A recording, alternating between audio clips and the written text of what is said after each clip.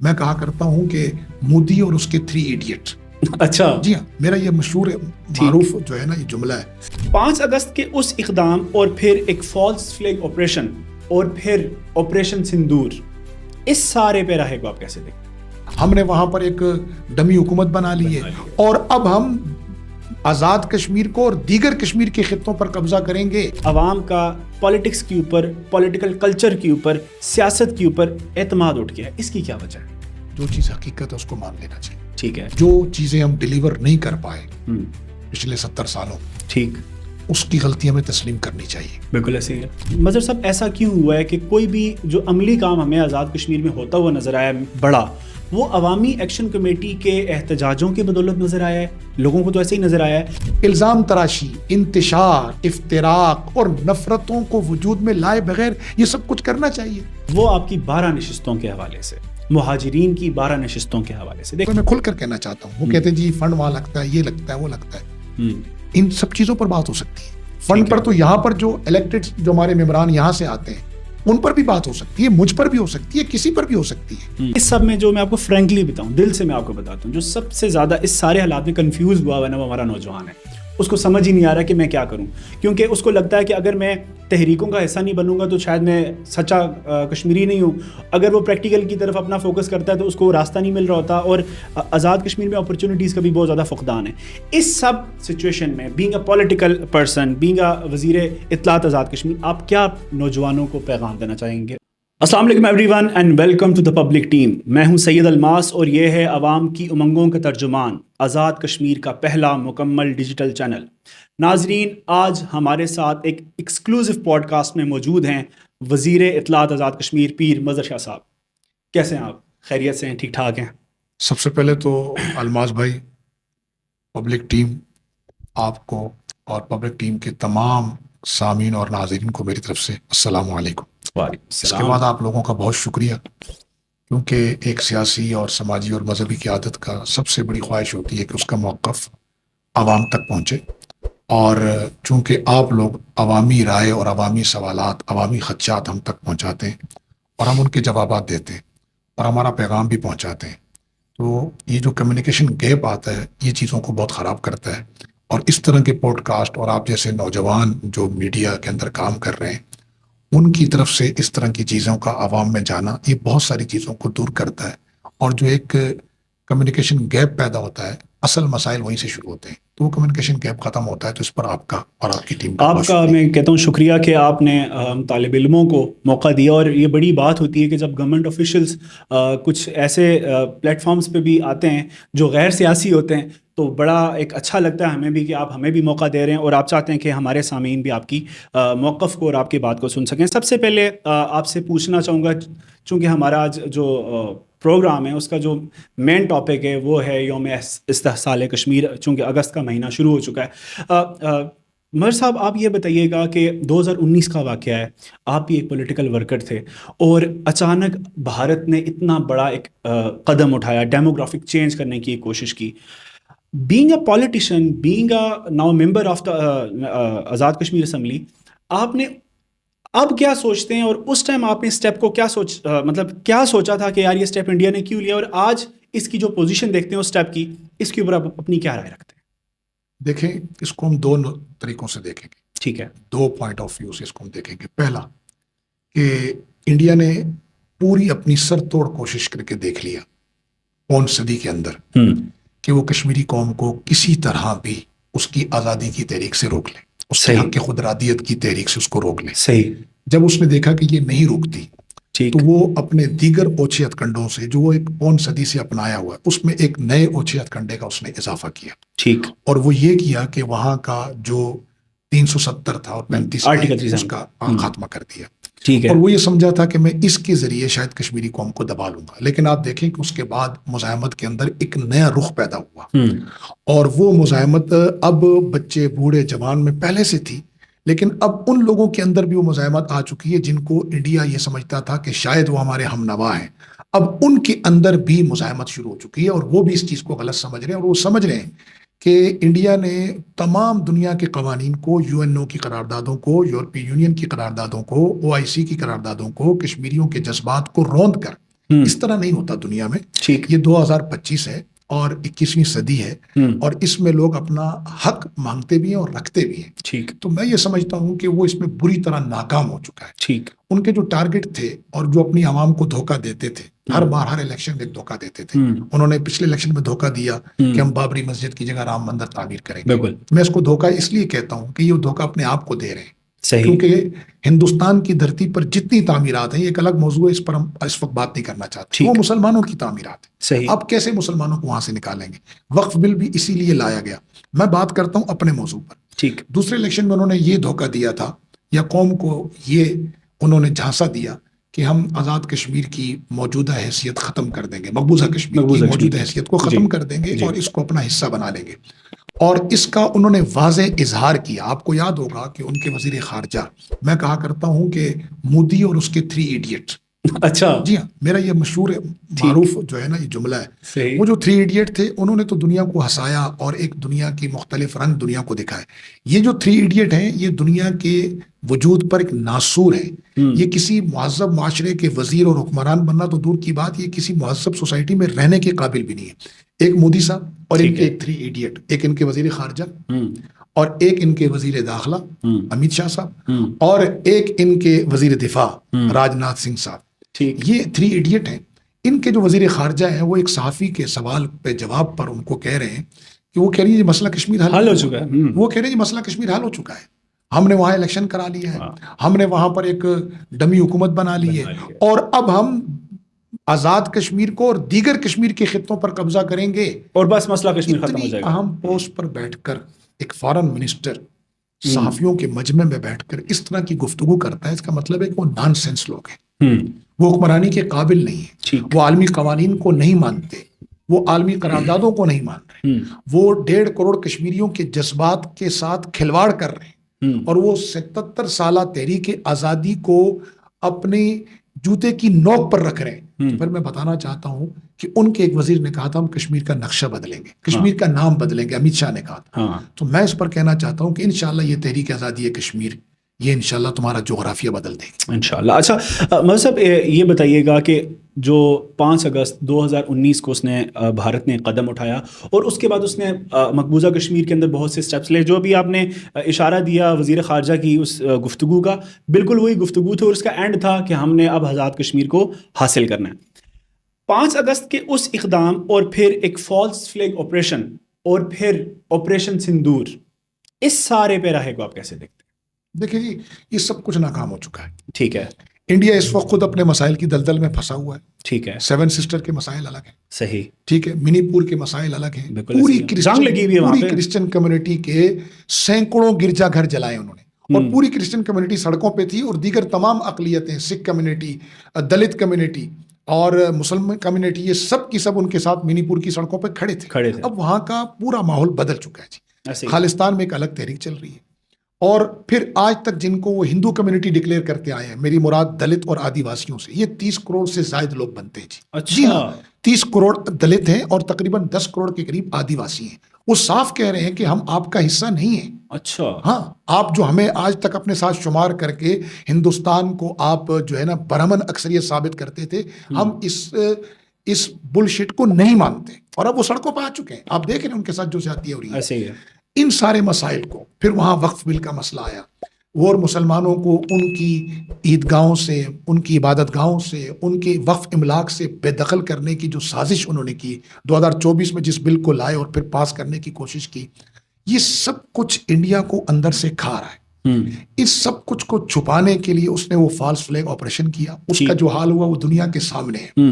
پھر اس کے آپریشن سندور کا جو حال ہوا اور اس وقت انڈیا جس قسم کی تنہائی کا شکار ہوا ہے اور وہ یہ سمجھ رہے تھے کہ ہم اپنے مسائل میں الجھے ہوئے ہیں, لیکن انہیں یہ نہیں معلوم تھا. میں شکر گزار ہوں فیلڈ مارشل سپہ سالار افواج پاکستان کا اور ان ذہنوں کا کہ جنہوں نے یہ خوبصورت نام رکھا. شاہ صاحب میں تھوڑا سا عرض کروں گا یہاں اس بات کو تفصیل سے. آپ قرآن مجید کی اس آیت کو پڑھیں نا, ان اللہ یحب الذین یقاتلون فی سبیلہ صفا, تو یہ کافی تھا کہ جو اللہ کے راستے میں لڑتے ہیں صفیں بنا کے. یہ کانہم بنیان مرصوص کیوں کہا؟ اللہ تعالیٰ بتانا چاہتے ہیں کہ صف ایسی ہو جس میں کوئی رکھنا نہ آ سکے. کسی قسم کا اس کے اندر شگاف کوئی نہ ڈال نہ پیدا کر سکے. تو انہیں نہیں معلوم تھا کہ پاکستانی قوم اس شدت کے ساتھ متحد ہو جائے گی. اور اس موقع پر نوجوانوں نے، میڈیا پرسنس نے، ہماری سماجی لوگوں نے، ہماری مذہبی شخصیات نے، ہمارے سیاسی لوگوں نے چند ایک آدھ کو چھوڑ کر جس اتحاد کا مظاہرہ کیا ہے، ایسے لگ رہا تھا کہ اللہ تعالیٰ کی نصرت آسمانوں سے برس رہی ہے. اچھا، چونکہ آزاد کشمیر کو آپ ریپرزینٹ کرتے ہیں اور آپ نیشنلی اور انٹرنیشنلی بھی جا کر آزاد کشمیر کی ریپرزنٹیشن شو کرتے ہیں، ہم پچھلے کچھ 2-3 سالوں میں آزاد کشمیر کے اندر کچھ سچویشنز کو چینج ہوتے ہیں. میں بینگ اے ینگ جرنلسٹ اس چیز کو قریب سے محسوس کر رہا ہوں کہ آزاد کشمیر میں جو سیاسی رجحان ہے اس کے اندر کچھ ایسے ایلیمنٹس یا کچھ ایسی اسپیسز کریٹ ہوئی ہیں جس کی وجہ سے عوام کا پالیٹکس کے اوپر، پولیٹیکل کلچر کے اوپر، سیاست کے اوپر اعتماد اٹھ گیا ہے. اس کی کیا وجہ ہے؟ دیکھیں، یہ بہت تفصیل طلب جواب ہے. چلے میں چاہوں گا آپ شارٹ طریقے سے اس کو بہت تفصیل طلب جواب ہے. میں صرف اس میں یہ عرض کرنا چاہوں گا کہ جو چیز حقیقت ہے اس کو مان لینا چاہیے. ٹھیک ہے. ٹھیک ہے، نوجوان ہوں یا دیگر لوگ ہوں، جو چیزیں ہم ڈیلیور نہیں کر پائے پچھلے 70 سالوں میں، ٹھیک، اس کی غلطی ہمیں تسلیم کرنی چاہیے. بالکل ایسے ہی ہے. اور آئندہ یہ عزم کرنا چاہیے کہ ہم اپنی قوم کو ساتھ لے کر ان چیزوں کو ڈیلیور کریں. ٹھیک، ان کو کانفیڈنس میں رکھ کے، ان کو کانفیڈنس میں رکھیں. ٹھیک، انہیں اپنے وسائل بھی بتائیں کہ یہ ہمارے وسائل ہیں، گراؤنڈ ریئلٹیز، اور انہیں اپنے مسائل بھی بتائیں کہ یہ ہمارے مسائل ہیں. صحیح. پھر انہیں اپنی ترجیحات بھی بتائیں کہ ہم نے ان کو پہلے حل کرنا ہے. مثلاً میرا پہلے دن سے ایک موقف تھا، اور موجودہ حکومت نے اور موجودہ حکومت کے سربراہ وزیر اعظم چودھری انوار الحق نے اسی کو لے کر چل رہے ہیں، اور ان کا اپنا ویژن بھی یہی ہے کہ تعلیم ہر آدمی کی بنیادی ضرورت ہے، صحت ہر آدمی کی ضرورت ہے، انفراسٹرکچر یہ اس لیے ضروری ہے کہ ہمارے یہاں بے روزگاری ہے، یہاں انڈسٹریل ایریا نہیں ہے، یہاں بڑی بڑی فیکٹریاں نہیں ہیں، یہاں کوئی زرعی علاقے نہیں ہیں. یہ یہاں کا ٹوٹل نظام نوکریوں پر ڈیپینڈ کرتا ہے، یا پھر آؤٹ آف کشمیر جا کر مزدوری اوورسیز جو ہمارے لوگ ہیں، اوورسیز ہے، یا پاکستان، لاہور، پنجاب میں کہیں بھی جا کر لوگ مزدوری کرتے ہیں یا محنت کرتے ہیں یا بزنس کرتے ہیں، اس پہ ڈیپینڈ کرتے ہیں. تو انفراسٹرکچر کی بہتری سے یہاں روزگار پیدا ہوگا، کیونکہ یہاں ٹوریزم کا بہت بڑا پورا ایک نظام موجود ہے. تو میں یہ سمجھتا ہوں کہ ان 3 چیزوں کو گورنمنٹ نے فوکس کیا، اور آپ بھی مانیں گے، بدترین مخالف بھی مان رہا ہے کہ الحمدللہ 2 سالوں کے اندر بہتری آئی. صحیح. آپ دیکھ لیں، کئی 100 کلومیٹر سڑکیں نہیں بنی ہیں. مثلا نیلم کو دیکھ لیں، فرسٹ ٹائم 70 سالوں میں کیل سے آگے پختہ سڑک پہلی مرتبہ بن ایسے، اور وہ تقریباً مکمل ہو چکی ہے. آخری فیز اس کا رہ گیا تقریباً وہ حلمت سے آگے تھوڑا سا نہیں، پھلوئی سے آگے. اچھا، پھلوئی سے آگے رہ گیا. کیل سے پھلوئی تک وہ مکمل ہو چکا ہے. اس سے آگے بھی کام چل رہا ہے. انشاءاللہ اس سیزن یا اگلے سیزن سے پہلے وہ مکمل ہو جائے گا. جب یہ انفراسٹرکچر بہتر ہوگا تو آپ خود دیکھیں گے کہ لوگوں کو روزگار گھر ملے گا. پھر آپ کے علم میں ہے کہ ہم نے ایک بڑا فنڈ رکھا ہے نوجوانوں کے لیے، ٹھیک ہے، کہ ان کو بزنس کے لیے وہ چیز دی جائے گی، اور انہیں بلا سود قرضے دیے جائیں گے تاکہ وہ سورس آف انکم بڑھائیں. آپ کو بھی پتا ہے کہ دنیا میں جو 3 سورس آف انکم ہے، نمبر 1 میں اس میں تجارت ہے، نمبر 2 میں فارمنگ ہے، چاہے وہ زرعی فارمنگ ہو، چاہے وہ اینیمل جانوروں کی فارمنگ ہو، اور نمبر 3 پر آ کر آ جاتا ہے اجرت اور مزدوری یا جاب. یہ تیسرے نمبر پر ہے. ہمارے یہاں المیہ یہ ہے کہ ہم نے اس کو پہلے نمبر پہ رکھا ہوا ہے. ہماری کوشش یہ ہے کہ اس فنڈ سے جو نوجوانوں کے لیے رکھا گیا 5 ارب کا فنڈ، یہ نوجوانوں کو دیا جائے، اور انہیں ساتھ میں ہنر بھی دیا جائے، اور ہنر کے ساتھ ان کو ایسا ایک پورا جو ہے نظام دیا جائے جس سے وہ اپنے پیروں پہ کھڑے ہو. شارٹلی کوشچن ڈالوں گا کہ اس جو آپ نے 5 ارب ایک بجٹ رکھا ہے، ایک نوجوان اس کو کیسے حاصل کر سکتا ہے؟ کیا سٹیپس ہیں، اس کو کیا کرنا پڑے گا؟ دیکھیں، اس پر بات چیت چل رہی ہے. اچھا، اس کا پورا ایک نظام اناؤنس ہوگا، اور اس کو کوئی بھی نوجوان، جس طرح آپ نے دیکھا نا پبلک سروس کمیشن میں اس بار کسی قسم کی مداخلت کے بغیر لوگ سلیکٹ ہوئے. بالکل ایسے NTS ہوا، 2900 نوجوانوں نے وہ سلیکشن ہوئے. آپ نے ان کے انٹرویو پڑھے کہ انہوں نے صاف کہا کہ ہم بغیر کسی سفارش کے، الحمدللہ اللہ کی رحمت اور گورنمنٹ کے اس NTS کے موجودہ نظام جس میں انٹرویو ختم کر دیا گیا تھا، اس نظام اور اپنی قابلیت کی بنیاد پر آئے ہیں. کسی سیاسی سفارش کی بنیاد پر کوئی ایک بھی 2900 میں سے نہیں آیا. اچھا، ایک بہت کامن کوسچن ہے جو اس ٹائم آزاد کشمیر کے ہر نوجوان کے ذہن میں، ابھی آپ نے جو خود بولا کہ جب ہماری گورنمنٹ آئی، ہر گورنمنٹ کی اپنی اپنی ترجیحات ہیں، 70 سال کی وہ سچویشن ایک دم سے حل نہیں ہوتی، مگر ہم نے کچھ ٹاسکنگ کی اور اس سٹیپس میں ہم ان کو چلنا پلان کیا کہ ہم ایسے چلیں گے.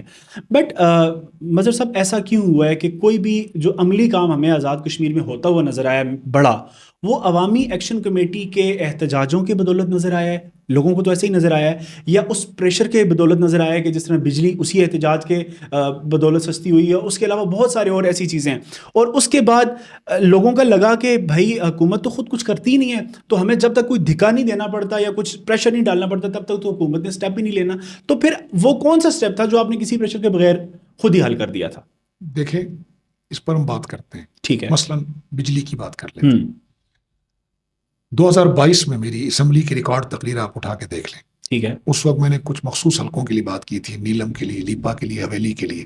اس کے پیچھے جنگلات کا تحفظ تھا کہ وہاں کے لوگوں کو ہاں بالکل سبسڈی ریٹ پر بجلی دی جائے تاکہ جنگلات کا تحفظ ہو. بالکل صحیح. پھر ہم نے اس وقت ایک جو بل کے اندر ایک لگ کر آتا تھا فیول چارجز کے نام سے، اس کے خلاف اسمبلی میں سب سے پہلے ہم نے بات کی. ٹھیک کہ یہ یہاں فیول چارجز کا تو سوال ہی پیدا نہیں ہوتا، کیونکہ یہاں تو پانی سے بجلی بن رہی ہے، تو یہ بوجھ یہاں پر نہ ڈالا جائے. اس کے پیچھے فلسفہ کیا تھا کہ یہاں پر زرعی زمینیں نہیں ہیں، یہاں پر انڈسٹریل ایریا نہیں ہے، لوگ اس بوجھ کو نہیں اٹھا سکتے. پھر آپ کے علم میں ہوگا کہ سینٹ کی خزانہ کمیٹی کا جب اجلاس تھا سلیم مانڈی صاحب والا کی قیادت میں، تو پرائم منسٹر صاحب کہے تھے، اتفاق سے میں اور وزیر داخلہ بھی اس میں ساتھ تھے. اس سینٹ کی اس اسٹینڈنگ کمیٹی کے اجلاس میں ہم دونوں بھی ساتھ تھے. وہاں پی ایم صاحب نے پوری جرت کے ساتھ یہ موقف رکھا تھا کہ 2600 میگا واٹ بجلی کشمیر پیدا کر رہا ہے، 400 میگا واٹ بجلی آپ ہمیں دے دیجئے، ہم اس کو اپنی ضروریات اور اپنے نظام کے ساتھ اپنی عوام کو جس ریٹ پر ہے اس پر دیں، تھوڑا بہت اخراجات رکھ کر دیں، تھوڑا بہت پروفٹ رکھ کر دیں، یا لاس میں لے کر سبسڈی کے طور پر ہم دیں، یہ ہم فیصلہ کر لیں. ٹھیک.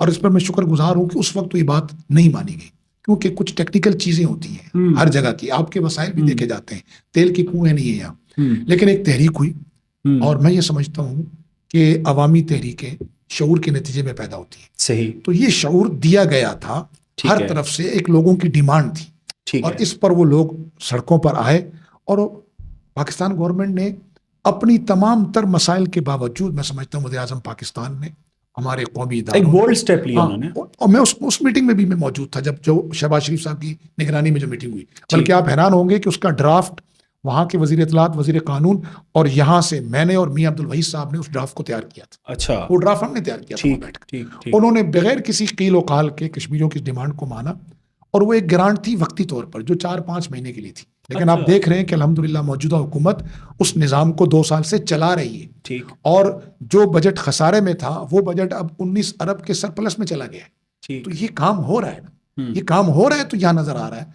اس کے علاوہ آپ دیکھیں سڑکیں بن رہی ہیں، اس کے علاوہ اب تعلیمی پیکج آیا ہے، اب آپ دیکھیں ہیلتھ کارڈ آ رہا ہے، یہ سب کچھ ہو رہا ہے. لیکن آپ جب کسی چیز کو صفائی میں لگتے ہیں نا جی، 70 سالہ پرانا نظام ہے، جب آپ صفائی کرتے ہیں تو سب سے پہلی گرد کس پر آتی ہے؟ خود آپ پر آتی ہے. تو آپ نے اس کو برداشت کرنا ہے حوصلے سے، ٹھیک، ڈائلاگ کے ذریعے قائل کرنا ہے لوگوں کو. ٹھیک. تو ہم سمجھتے ہیں یہ عوام ہماری ہے، یہ ریاست ہماری ہے، یہ حکومت بھی ہماری ہے. جب سب کچھ ہمارا ہے تو پھر ہمارے درمیان کمیونیکیشن گیپ کیوں؟ ٹھیک. جو سہولیات ہم ان کو نوجوانوں کو دے سکتے ہیں، عوام کو دے سکتے ہیں، ہمیں دینی چاہیے. ٹھیک ہے. لیکن سنجیدہ ڈیبیٹ کے ذریعے، سنجیدہ گفتگو کے ذریعے الزام تراشی، انتشار، افتراق اور نفرتوں کو وجود میں لائے بغیر یہ سب کچھ کرنا چاہیے. میں یہ سمجھتا ہوں کہ جو سہولت آپ عوام کو دے سکتے ہیں وہ آپ کو دینی چاہیے. بالکل. لیکن اپنے وسائل کو بھی آپ نے دیکھنا ہے، اپنے مسائل کو بھی آپ نے دیکھنا ہے، اور ان وسائل اور مسائل کے اندر رہ کر آپ نے مسائل کو حل کرنا ہے. آپ نے صرف خواب نہیں دکھانے لوگوں کو، عملی کام بھی کرنے. اپوزیشن کرنا بہت آسان ہے، بیان بازی کرنا بہت آسان ہے، لوز جملے بولنا بہت آسان ہے، لیکن ایک سنجیدہ گفتگو کر کے مسائل کو حل کرنا یہ بہت مشکل کام ہے. اور الحمدللہ یہ گورنمنٹ 2 سال سے یہ مشکل کام کر رہی ہے. اچھا شاہ صاحب، جس طرح ہم نے ان کے پچھلے احتجاج کا ذکر کیا، اچیومنٹس کی بات کی، یا کچھ مسائل کی پر بات کی، اب ایک اور کال ہمارے سامنے ہے، اور وہ کال ہے 29 سپٹمبر کی، آئی تھنک سو، جس میں بہت سارے مطالبات ہیں، بہت ساری باتیں ہیں، مگر جس میں جو سب سے میرے خیال ہے پرومیننٹ بات ہے وہ آپ کی 12 نشستوں کے حوالے سے، مہاجرین کی 12 نشستوں کے حوالے سے. دیکھیں، ابھی آپ نے بڑی خوبصورت بات کی تھی کہ کوئی بھی چیز اگر وہ ریالٹی رکھتی ہے یا اس کے اوپر ڈسکشن ہونی چاہیے تو اس کا طریقہ کار ہے. تو ایک تو مجھے یہ بتائیں کہ انہوں نے آپ کو 29 ستمبر تک کا ٹائم دیا ہوا ہے، آپ کی کیا پلاننگ سے؟ دوسرا، آپ ان کی ڈیمانڈ کو کس نظر سے دیکھتے ہیں؟ دیکھیں جی، اعتراض کرنے پر آپ آئے نا، تو ہمارے یہاں کو کہتے ہیں کہ جو اعتراض کرنا ہوا ہے تے کسے اس نے اپنی رنوں تے اعتراض کیتا سا کہ آٹا گندے ہیں ہلدی کی جلدی ٹھیک ہے. اعتراض اگر کرنا ہے تو کوئی نہیں. اعتراض تو پھر جمہوریت پر بھی ہے. یہ کون سا کوئی انقلابی رستہ ہے؟ یہ بتدریج اصلاح کا نام ہے. ٹھیک ہے. کیا جمہوریت نے سارے مسائل حل کر لیے؟ نہیں. تو اعتراض تو جمہوریت پر بھی ہے. اعتراض تو کسی بھی چیز پر ہو سکتا ہے. اعتراض تو ہر اب مسئلہ یہ ہے کہ اس چیز کو سنوارنا ہے یا برباد کرنا ہے. میں نے دروازہ کھولنا ہے یا دروازہ توڑنا ہے یہ مجھ پر ڈیپینڈ کرتا ہے. میں نے دروازہ کھولنا ہے اس میں ٹائم لگے گا کیونکہ دروازہ زنگ آلود ہو چکا ہے ایسے ہی ہے نظام کا, اس پہ ٹائم لگے گا. میں نے اس کو توڑنا ہے تو کوئی ٹائم نہیں لگے گا. لیکن توڑنا کوئی کمال نہیں ہے. یہ جو مہاجرین کی 12 نشستیں, پہلی بات تو میرے دوستوں کو یہ سمجھنی چاہیے کہ 13ویں آئینی ترمیم کے تحت اس کو آئینی تحفظ حاصل ہے. ٹھیک ہے. یہ سڑک پر نہیں ختم ہوگی. ایک دوسرا, یہ ہماری مقبوضہ کشمیر کی ایک علامت ہے, کشمیریوں کی آزادی کی تحریک کی علامت ہے. یہ بیس کیمپ ہے. ٹھیک ہے. ان نشستوں پر کوئی معاملہ ہے, جیسے میرے بعض دوستوں کو میں کھل کر کہنا چاہتا ہوں, وہ کہتے ہیں جی فنڈ وہاں لگتا ہے, یہ لگتا ہے, وہ لگتا ہے. ان سب چیزوں پر بات ہو سکتی ہے. فنڈ پر تو یہاں پر جو الیکٹڈ جو ہمارے ممبران یہاں سے آتے ہیں ان پر بھی بات ہو سکتی ہے, مجھ پر بھی ہو سکتی ہے, کسی پر بھی ہو سکتی ہے. لیکن آپ اس طرح مہاجرین اور انصار کے درمیان تفریق ڈالیں, نفرت ڈالیں, تحریک آزادی کو سبوتار کریں. وہ سنجیدہ گفتگو جو سماجی لوگوں میں, قانونی لوگوں میں, ذمہ دار لوگوں میں بیٹھ کر ہونی چاہیے, اس کو آپ چوکوں چوراہوں پہ کر کے ایک نفرت کا ماحول بنائیں. میں یہ سمجھتا ہوں کہ یہ تحریک آزادی کشمیر کے ساتھ زیادتی ہے, یہ شہداء کے لہو کے ساتھ زیادتی ہے. ٹھیک. آپ کو کسی قسم کے کوئی تحفظات ہیں, آپ اس پر بیٹھیں, ڈیبیٹ کریں, اور اس ڈیبیٹ کا جواب میں ڈیبیٹ ہوگی. ظاہر ہے پہلی ایک کے تحت یہ سیٹیں تھیں, پھر 13ویں آئینی ترمیم میں یہ ایک سنجیدہ حلقے نے بیٹھ کر ڈیبیٹ کر کے اس کو آئینی تحفظ دیا ہے نا, یا اس کے بغیر ہو گیا. میں یہ سمجھتا ہوں کہ ہمارے دوست اس معاملے میں جلد بازی کر رہے ہیں. ٹھیک ہے. اور تحریک آزادی کو نقصان پہنچنے کا خطرہ ہے. یہ اس طرح چوکوں چوراہوں کی گفتگو نہیں ہے. مہاجرین ہمارا سرمایہ ہے, ہماری عزت ہے, اور میرے آقا کریم صلی اللہ علیہ وسلم مہاجر تھے. خود میرا آدھا خاندان ادھر رہتا ہے. ٹھیک ہے. آدھا خاندان ہمارا ادھر ہے. تو میں یہ سمجھتا ہوں کہ مہاجرین کی عزت نفس کے ساتھ اس طرح کھلواڑ نہ کیا جائے. اس پر سنجیدہ گفتگو ہو سکتی ہے, لیکن اس طرح مہاجرین کو تنقید کا نشانہ بنانا, اس طرح مہاجر سیٹوں کی بنیاد پر مسلمانوں کے درمیان یا ریاست کے درمیان نفرت اور تفریق پیدا کرنا, یہ کسی بھی صورت میں مناسب نہیں. بالفرض یہ چیز ایگزیجریٹ ہو جاتی ہے, چونکہ ہم نے آزاد کشمیر میں ایک دفعہ پہلے بھی حالات خراب ہوتے دیکھے ہیں, اور ممکن ہے کہ ایسی سچویشنز پیدا ہو جائیں, کیونکہ کبھی کبھی مس ہینڈلنگ آ جاتی ہے. یہ ضروری نہیں ہوتا کہ آپ پلاننگ کے ساتھ ہی انتشار کی طرف جائیں, کبھی کبھی مس ہینڈلز بھی ہو جاتی ہیں. آپ کیا مشورہ دینا چاہتے ہیں اس اسپیسیفک, اس حساس حوالے سے عوامی ایکشن کمیٹی کو 29 تک, آپ کے پاس بھی ٹائم ہے, ان کے پاس بھی ٹائم ہے, وہ کون سے اسٹیپس ایسے لیے جا سکتے ہیں کہ جس میں اس سب کا کوئی بیچ کا راستہ نکالا جا سکے اور اس انتشار سے پھر بچا جا سکے؟ دیکھیں, کیا ہر چیز زور زبردستی اور ڈنڈے سے منوائی جائے گی؟ صحیح. یا ڈائلاگ سے منوائی جائے گی؟ کیا ہر چیز میں یہی بات ہوگی کہ میری ہی مانو؟ ٹھیک. یا اگلے کی بھی مانی جائے گی؟ ٹھیک. کیا ہر چیز میں یہی کہا جائے گا کہ میرا موقف ہی ٹھیک ہے؟ یا اگلے کے موقف کو بھی سنا جائے گا؟ لیکن اگر آپ کے سیاسی عزائم ہیں جن کا وہ اظہار کر چکے ہیں اور کھل کر چکے ہیں, تو بھائی ایک سیاسی جماعت بنائے, سیاسی ڈائلاگ کریں, سیاسی انداز میں بات چیت کریں. کیا آپ کو نہیں معلوم کہ ان نشستوں کو آئینی تحفظ حاصل ہے؟ تو بھائی آئینی راستے سے اس کو حل کریں نا. آئے اپنی اکثریت لے آئے, حل کر لیں, اور آپ یہ اپنے مہاجر بھائیوں کو قائل کر لیں, حل کر لیں, ان کے لیے کوئی دوسرا متبادل راستہ نکال لیں, حل کر لیں. لیکن اس طرح زور زبردستی کر کے, ان کی قربانیوں کا مذاق اڑا کر, ان کی عزت نفس مجروح کر کے, میں یہ سمجھتا ہوں کہ اس کی کوئی کشمیری بھی اجازت نہیں دے. آخری سوال آپ سے کرنا چاہوں گا. ہم ایک جنگی حالات سے گزرے ہیں, ایک اور جنگ ہمارے اوپر ابھی بھی ہمارے سامنے نظر آ رہی ہے. چونکہ میں پہلے بھی یہ سوال کر چکا ہوں, دوبارہ اس لیے دہرا رہا ہوں کہ میں یہ چاہ رہا ہوں کہ اینڈنگ پہ آپ اس کو سب سچویشن کو سم اپ کریں. آزاد کشمیر کے اندر بے چینیاں بھی نظر آ رہی ہیں, پولیٹیکل تھوڑا سا ہمیں امبیلنسمنٹ بھی نظر آ رہی ہے, ساتھ ساتھ جنگی ماحول بھی نظر آ رہے ہیں. اس سب میں جو میں آپ کو فرینکلی بتاؤں, دل سے میں آپ کو بتاتا ہوں, جو سب سے زیادہ اس سارے حالات میں کنفیوز ہوا ہے نا, وہ ہمارا نوجوان ہے. اس کو سمجھ ہی نہیں آ رہا کہ میں کیا کروں, کیونکہ اس کو لگتا ہے کہ اگر میں تحریکوں کا حصہ نہیں بنوں گا تو شاید میں سچا کشمیری نہیں ہوں. اگر وہ پریکٹیکل کی طرف اپنا فوکس کرتا ہے تو اس کو راستہ نہیں مل رہا ہوتا, اور آزاد کشمیر میں اپرچونیٹیز کا بھی بہت زیادہ فقدان ہے. اس سب سچویشن میں being a political person, being a وزیر اطلاعات آزاد کشمیر, آپ کیا نوجوانوں کو پیغام دینا چاہیں گے فائنل؟ میں کہوں گا جی دیکھیں, نوجوان حضرات ہماری نا وہ ہمارا سرمایہ ہے. ٹھیک. ہماری خوش قسمتی ہے کہ ہمارے پاس 65% یوتھ ہے. پوری دنیا اس وقت یوتھ سے محروم ہو چکی ہے. صحیح.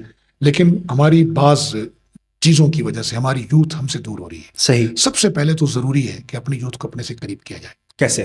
میں عرض کرتا ہوں کہ ان کے خدشات دور کیے جائیں. ٹھیک. ان کے سوالات کا سامنا کیا جائے. ٹھیک. ان کے ذہنوں میں اٹھتے ہوئے سوالات اور اس فرسٹریشن کو دور کیا جائے. اور اس کا بہترین طریقہ آپ ان کے ساتھ بیٹھیں.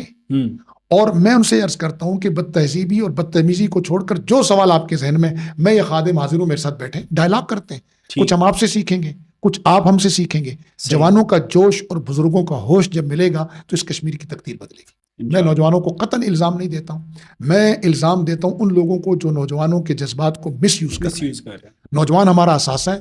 میں یہ سمجھتا ہوں کہ ہمیں یونیورسٹیز میں جانا چاہیے, اور میں گیا تھا میرپور یونیورسٹی, میں گیا ہوں مظفر آباد میڈیکل کالج میں. میں یہ سمجھتا ہوں ہمارے نوجوانوں کے اندر صلاحیت موجود ہے. ٹھیک. بات چیت کی صلاحیت بھی ہے. انہیں ان کی بات سننی چاہیے. اس وقت سنا ہی نہیں جا رہا. جب یہ حادثہ ہوا تھا مئی والا, عوامی ایکشن کمیٹی والا, میں ہاسپٹل بھی گیا, نوجوانوں کی عادت بھی کی, پولیس والوں کی عادت بھی کی. میں ان جو ہے جہاں بھاگ ہونے والے شہداء کے گھر بھی گیا, بلکہ ان کو چیک دینے بھی گیا. تو مجھے سب نے کہا کہ آپ کے اوپر ہو سکتا ہے پتھراؤ. میں نے کہا یہ ان کا حق ہے, میں پھر بھی جاؤں گا اسپتال. اور میں اللہ کا شکر ادا کرتا ہوں اور اپنے نوجوانوں کا شکر ادا کرتا ہوں کہ وہ جو 3 نوجوان زخمی تھے ان میں سے کسی نے بھی کسی قسم کی, پتھراؤ تو دور کی بات ہے, کوئی بد تہذیبی کا بھی مظاہرہ نہیں کیا. انہوں نے بہت خوشی کے ساتھ مجھے ویلکم کیا, اپنا مسئلہ سنایا, ہم نے ان کا مسئلہ سنا, اپنا دکھ ان کی رضا میں رکھا, ان کا دکھ سنا. میں یہ سمجھتا ہوں نوجوانوں کے ساتھ جو کمیونیکیشن گیپ آ چکا ہے, اس کمیونیکیشن گیپ کو دور کرنے کی ضرورت ہے. ہمیں یونیورسٹیوں میں جانا چاہیے, ہمیں نوجوانوں کے سوالات کا سامنا کرنا چاہیے اور ان کے خدشات کو دور کرنا چاہیے. ہمیں کیٹیگری وائز بنانا چاہیے کہ کون سا نوجوان کس کیٹیگری میں آتا ہے, اور پھر اس کیٹیگری وائز ان کے مسائل کو حل کرنا چاہیے, اور پھر ان کے سامنے اپنے مسائل بھی رکھنے چاہیے. میں سمجھتا ہوں میرا نوجوان سمجھدار ہے. ہاں وہ سمجھدار ہے.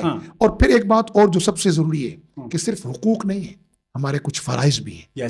ہم میں سے ہر شخص صرف حقوق کی بات کر رہا ہے, فرض ادا کرنے کی بات نہیں کر رہا. بالکل جی, جو آپ نے پوائنٹس اٹھائے واقعتاً وہ بہت ویلڈ پوائنٹ تھے کہ گورنمنٹ کے ساتھ ساتھ بینگ اے سوسائٹی آپ کو بھی اپنے اپنے حقوق ادا کرنے چاہیے, اور اسی طرح ہمارا معاشرہ آگے بڑھ سکتا ہے. بہت شکریہ سر آپ کے قیمتی وقت کا. تو ناظرین, امید کرتا ہوں کہ آج کا ایکسکلوزیو پوڈ کاسٹ آپ کو بہت پسند آیا ہوگا. اپنے سوالات آپ کمنٹ باکس میں ہمیں ضرور بتا سکتے ہیں, تاکہ پھر نیکسٹ ٹائم ہم ان کو جب بلائیں تو آپ کے سوالات بھی ان کے سامنے رکھ سکتے ہیں. تب تک کے لیے دیجیے اجازت. اللہ حافظ.